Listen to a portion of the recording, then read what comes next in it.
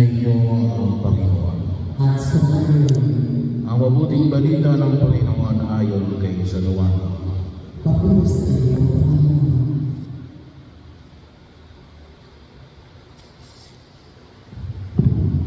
Noong panahon yun, umalis si Jesus sa Samaria at nagtungo sa Galilea, sapagkat si Jesus na rin ang nagsabing ang isang propeta ay hindi iginagalang sa kanyang sariling bayan.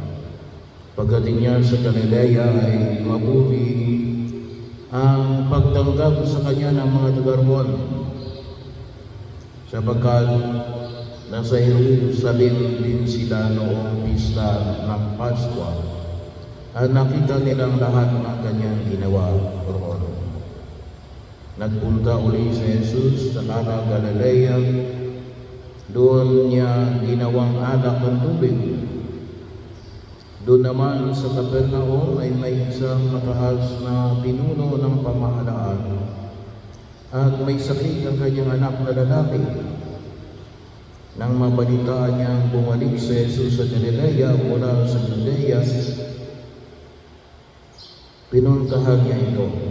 Pinakiusap niya itong pumunta sa Capernaum at pagkalingin ang kanyang anak na naghihingalo. Sinabi sa kanya ni Jesus, hanggat hindi kayo nakakakita ng mga palatandaan at mga kababalagan, hindi kayo mananampalataya.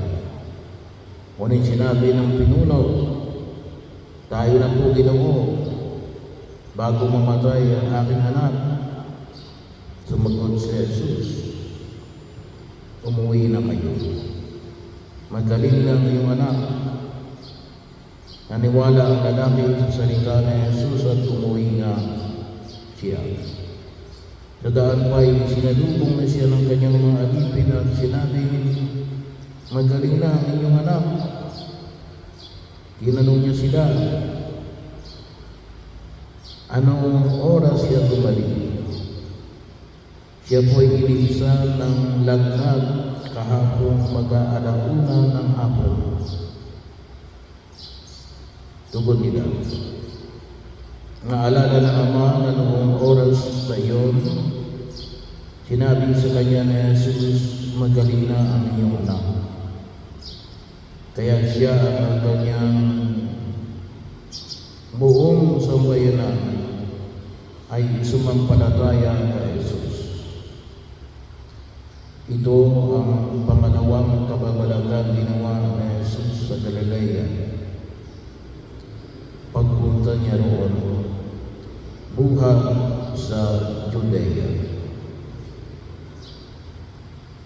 Ang mabuting balita ng Panginoon. Pinapuri ka namin,